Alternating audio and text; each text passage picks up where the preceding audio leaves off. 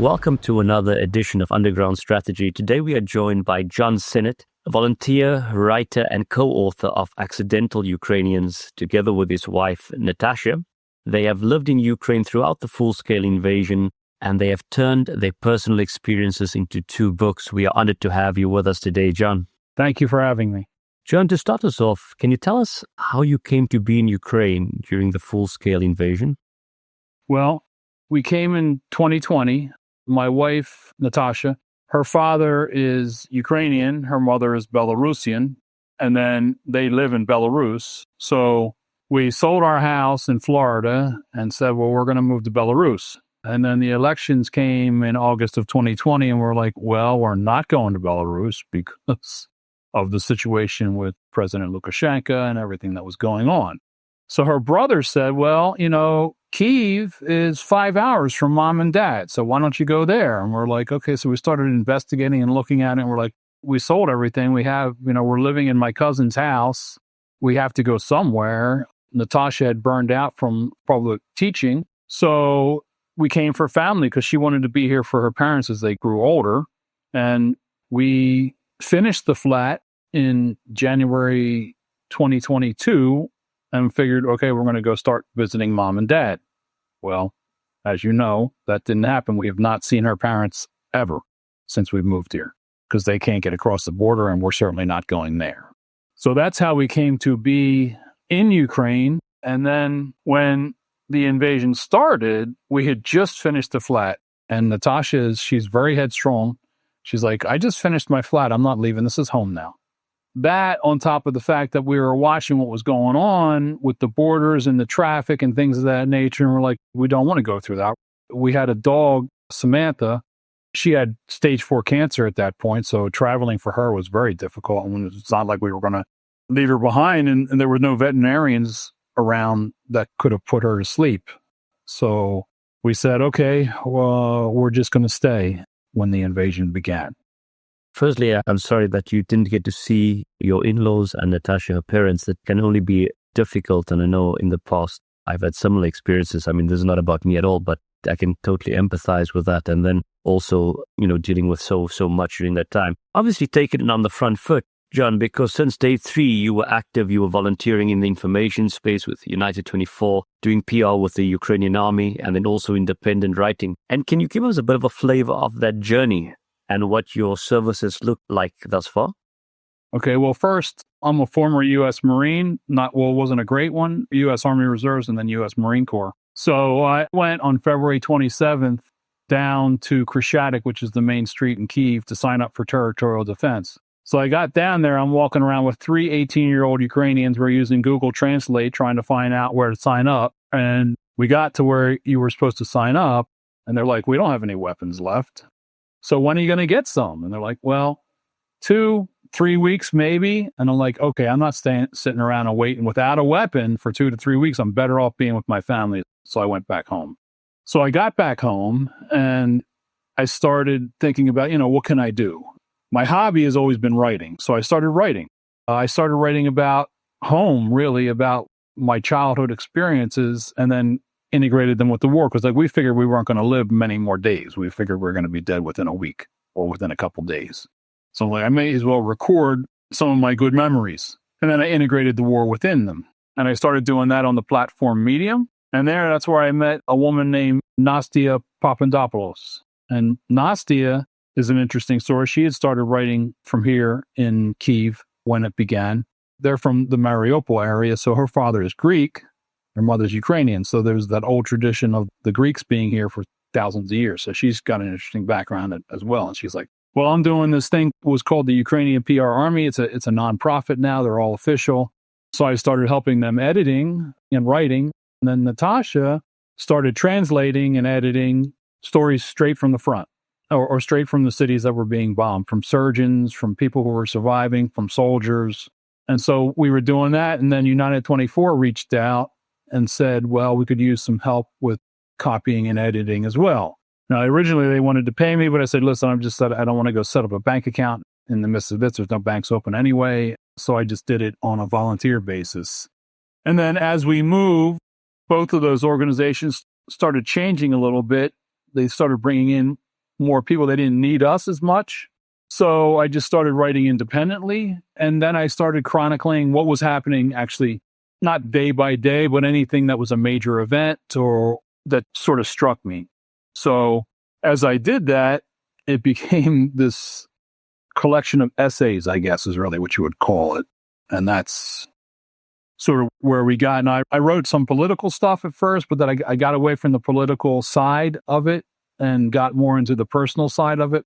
And not just the personal side, like trying to introduce people to the long history of Ukraine and the culture and the religion, because I'm an Orthodox Christian, which helped me to integrate really quickly and easily into Ukraine because of the shared faith, because I think 70% of the population is Orthodox. So I brought some of the spiritual side into it and things of that nature. So as far as my service, what you see publicly is probably only 25 to 30% of what I do. In the background, I help some military units. I help an NGO or two at times with creating connections. I don't want to act like I'm clandestine or anything, but there's some things that you just don't publish. You just don't talk about. I have my partners, most of which are UK veterans. I don't work with that many Americans, mainly with UK veterans and then with a couple people in France and other parts of Europe as well. And there is a lot of work to do. John, you mentioned some of the work that happens behind the scenes, and we completely understand. There's always an intelligence war going on. And, I think there's maybe so many books written about that and maybe more to come, maybe from you. And on this topic about books, yourself and Natasha, you've written 2 books, Accidental Ukrainians Part 1 and 2. You shared a little bit about the chronicling, but could you share how that project came about and how it came to be and some of your reflection on that writing process? Okay, well, as stated, like I had begun chronicling everything. And, I made my essays thematic in nature to some extent, trying to engage with the US, UK, the English speaking audience. And then, I started to develop these slight PTSD symptoms. Like I didn't have PTSD, but I know what the signs are. And I found that by writing about my experience, it actually alleviated them. So it was kind of helping me maintain, to stay balanced while the worst things were going on. And then when the big missile strikes and things of that came.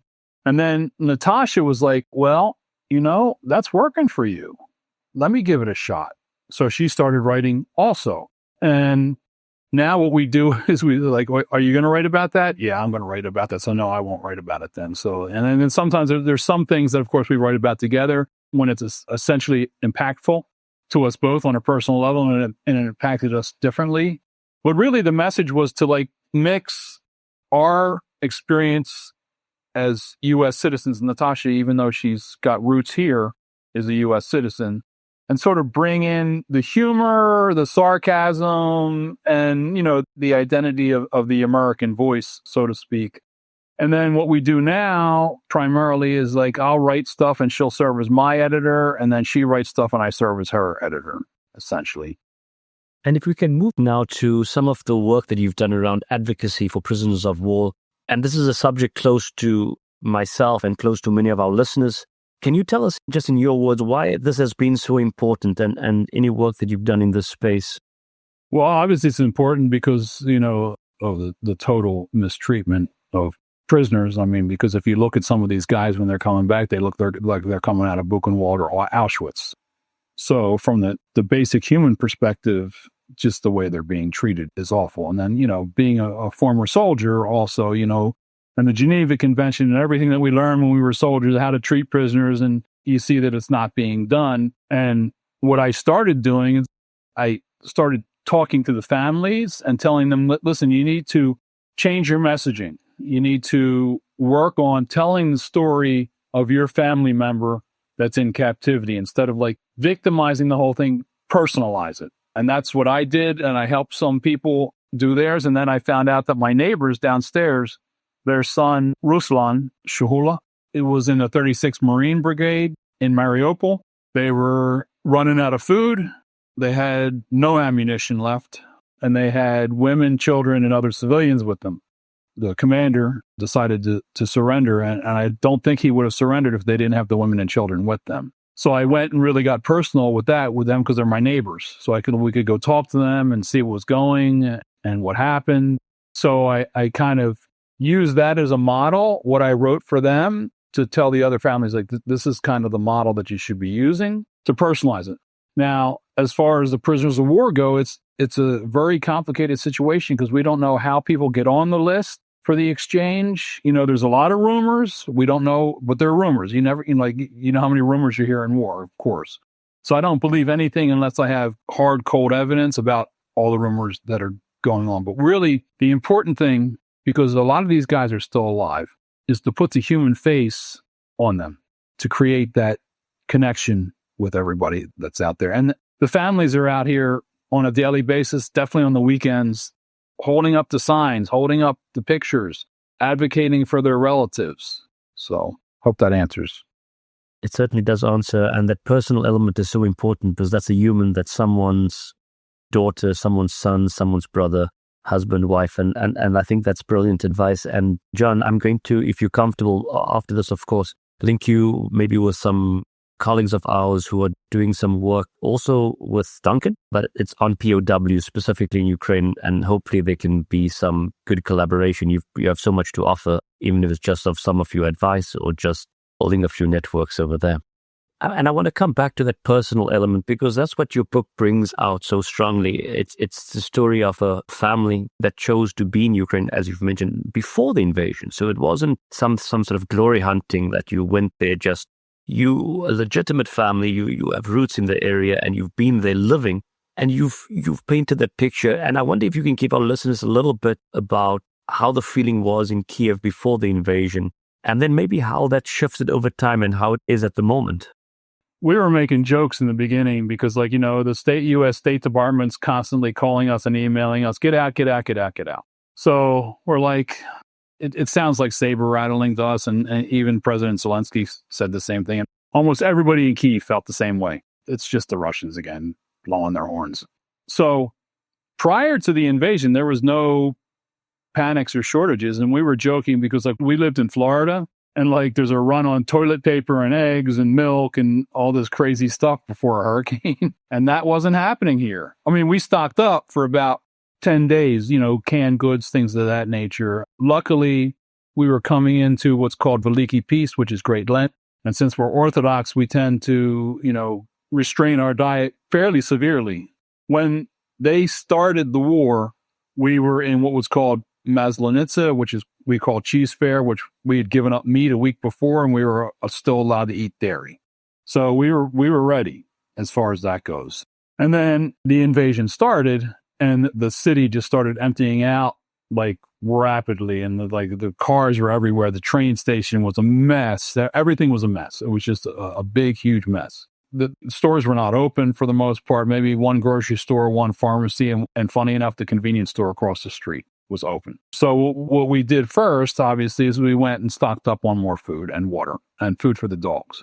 So in the end, in that first week, we got probably about a month's worth of provisions and stocked that away, which was good because the Battle of Kiev lasted a little bit longer than that.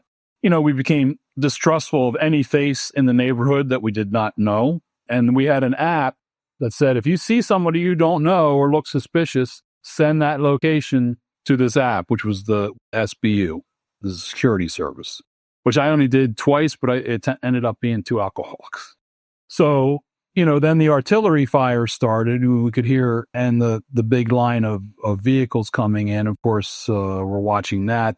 There's no apps for direct information. We're having to get information that's normally a day or 2 old until they developed these apps that updated us pretty much real time where the enemy was, what they had, what the equipment was, where they were making progress, where they were being knocked back. And during that time, we could hear the artillery fire, the missiles were being shot, and we had small arms fire within a few blocks of us a few times. And then we had one night, the guys yelling through the yard, screaming catsaps, which I don't know if you know what that means. That's like the derogatory word for Russians. We're here in the neighborhood. So, Natasha got the knives out and got the dogs ready. She's like, the dogs are the first line of defense. So, and then the battle went on and it started to quiet down. I remember it was March 27th when the coffee shop opened because Natasha, she loves her lattes.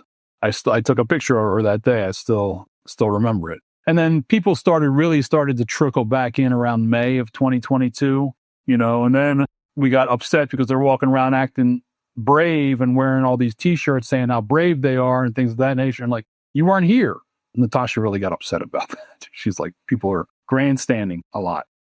Throughout this whole thing, all these foreigners started coming in, U.S., British, people from Europe. And a lot of them were it seemed to be coming hunting for glory or something. They wanted to make out that they were trying to help Ukraine, but you could really kind of tell that they were either trying to get famous or do glory. So we started to really kind of back off, and we actually stopped speaking English in the street for the most part, just because we didn't want to attract attention from undesirable foreigners.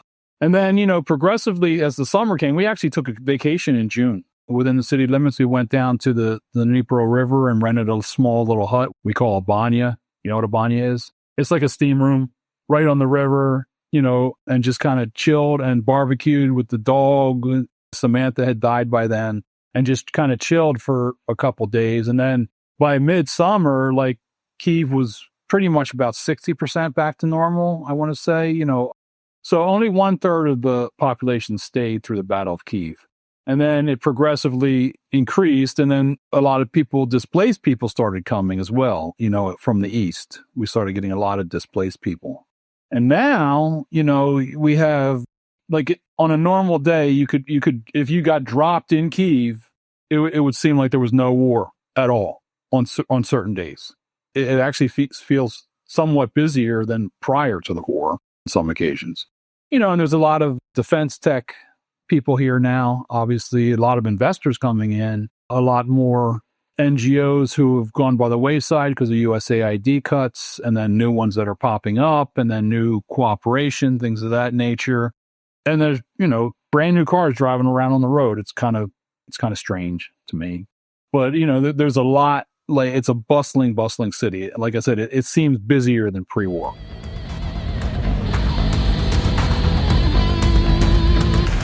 Enjoying the episode? Leave a review wherever you listen. YouTube, hit subscribe to keep us going. Let's carry on.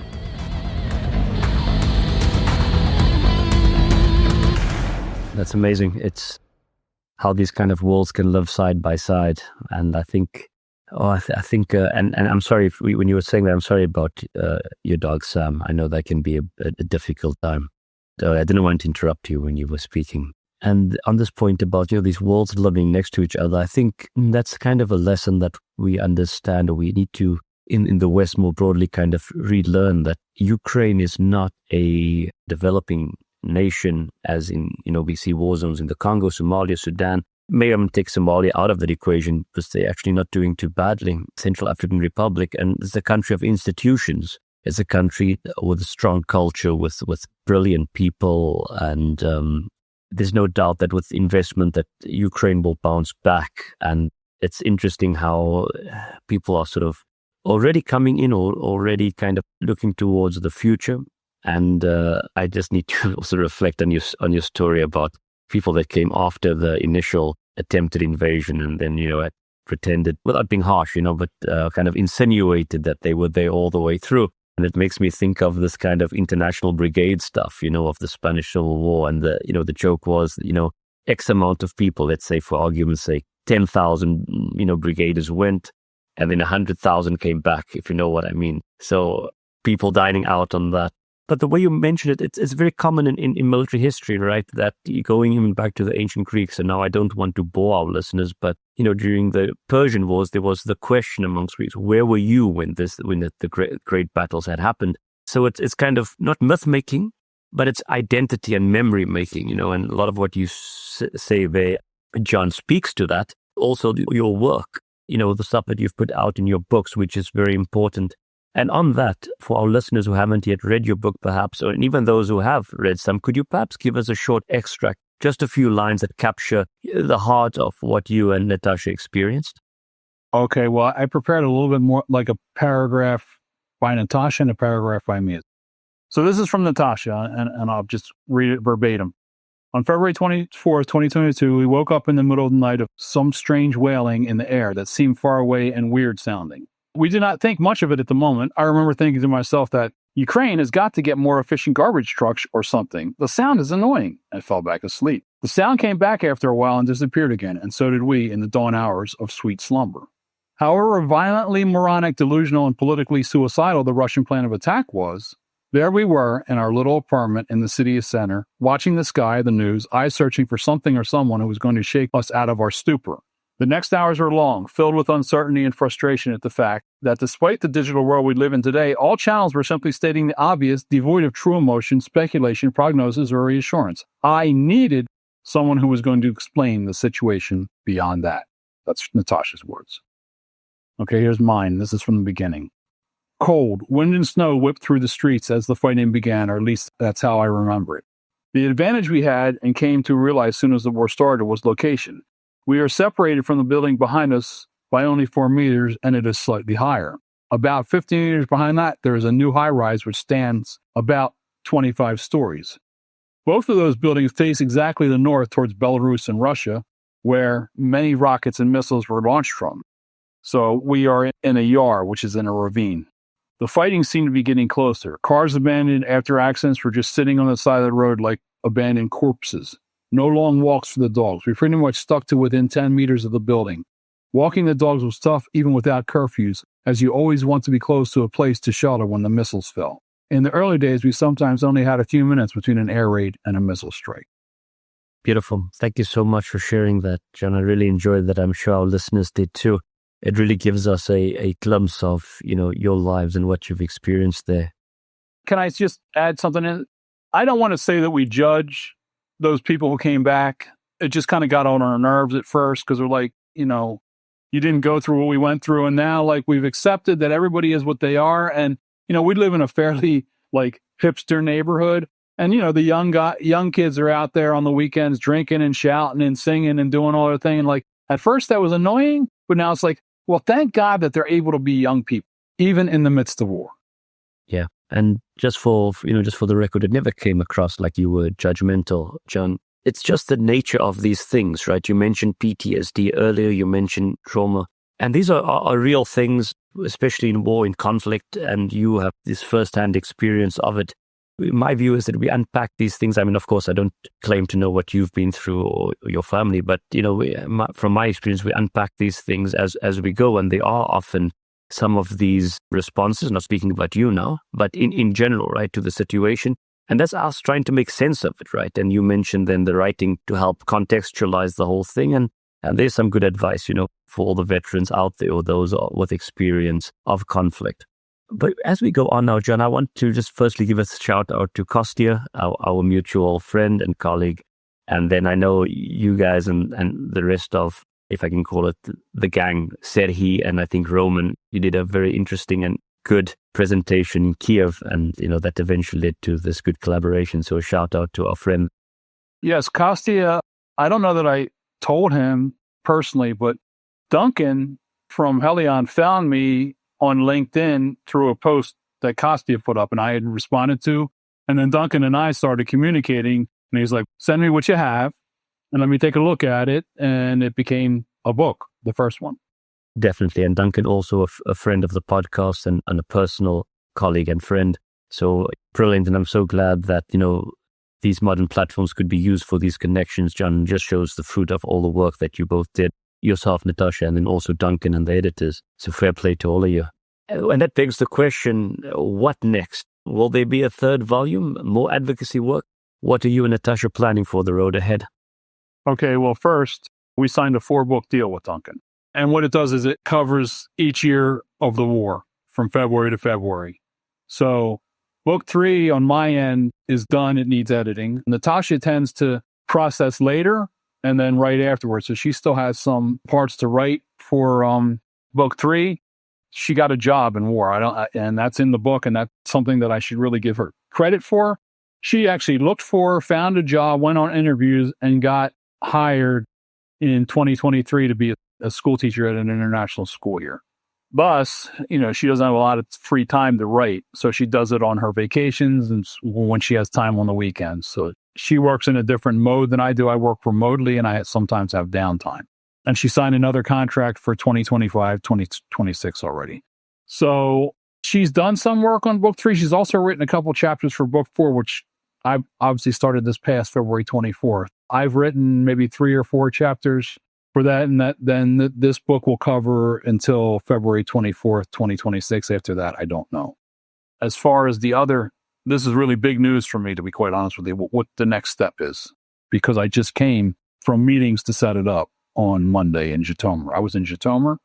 So I'm working with Zhytomyr Polytechnic University. They have a research institute on mental health, medical technologies, and human intelligence. And what we have done is we have put together what's called the Joseph Conrad program in narrative processing. Now, why Joseph Conrad? I'm sure you're familiar with him. He was born in the Zhytomyr region. He considered himself Ukrainian, even though he was of Polish descent. He actually wrote that I'm a Ukrainian nobleman. Went through a very tough early life and then became a mariner and moved to the UK and didn't start writing in English until he was 20. So we're using him as an example and as a cultural bridge, because when you look at his work, he was writing and fictionalizing a lot of the struggles that he had. Especially there's a book by him called Under Western Eyes, and I recommend everybody out there to read it, and you can buy it. I mean, you can get it for free on the Internet Archive and on Gutenberg. And it is his railing against the Russian Empire that he lived under, because his father was a revolutionary, a Polish revolutionary named Apollo in the Zhytomyr region.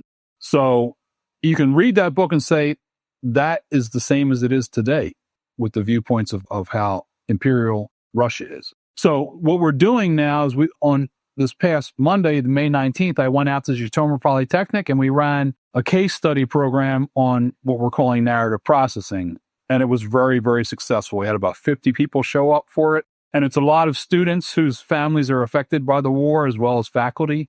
And it's designed to be used for veterans. Like, our first target audience is veterans, but we're kind of having to test the model. And then displaced people, anybody from the front, civilians, even people who have left. And there's a big amount of guilt and shame for people who left. We're finding out about that, to design and sort of tailor the program based on the audience. So in late summer, in July, I have a best-selling American author. She's a fiction author, but I can't give her a name yet because we haven't got all the details worked out. But she's committed, but I don't think she wants her name released quite yet. She's going to come and teach a program that they've been running at the Lita Hill Institute for Human Resilience at the University of Colorado in Colorado Springs, which they've used with U.S. veterans.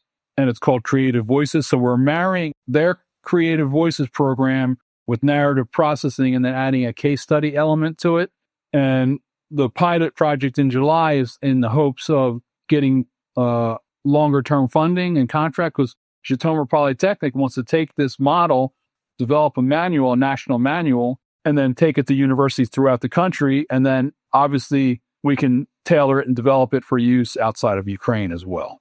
And Natasha obviously is involved to a certain extent. She loves her teaching job, so she'll just probably be a consultant on it. Amazing, John. That really sounds like an excellent project, and I look forward to hear a lot more about that. And we really hope that you'll come back on maybe after the summer and just give us an update, and to the listeners just about all the work that you're doing and these very exciting projects. Yes, I would like to, because I think by then we'll have data from the exercise. It's going to be very difficult for a lot of people. And I'll give you a little bit of a background. So part of the idea came out of these books by Dr. Stephanie Linden, which is Through Helion, which is Shell Shock and Beyond the Great Silence. She basically went in and studied case files from, can't remember the name of the hospital in London after World War I. So she studied the case files from World War I, from the UK, and from Germany. And within her books, there were guys who had suffered shell shock and couldn't talk at all, actually, but they could write their experiences. And they could write it clearly and succinctly and almost perfectly. They did an experiment with school children who also had been suffered through bombings, and they wrote essays about it only 4 weeks after the bombings. So what we're doing is nothing new. And I was looking at this recently, the Iliad and the Odyssey. If you look at that, we don't really know who Homer was. We don't really know and it was all supposedly oral. Those might have been the first examples of narrative processing in history. So it's nothing new. It's just we're repackaging it and manualizing it. It's fascinating. And there are also historical examples about what we call shell shock or trauma, combat trauma, PTSD, dating back to those ancient Greek, Persians, etc. They'd obviously use different labels, John, as you mentioned, and they wrote about it in different ways. It could be the Iliad, it could be Xenophon's, Anubis. I always pronounce that word wrong. But it demonstrates and it speaks to these symptoms that we understand in modern times to be combat trauma. And of course, the human experience, the way we respond to these high pressure situations where there's a threat of death, etc., it's the same. As humans, we are pretty similar. I personally am really looking forward to this project. I'm definitely invested, and we definitely look forward to hearing about this if you join us after summer, and then also to be updating our listeners then as we go forward. Great. Thank you so much. I really appreciate the time. Thank you so much, John.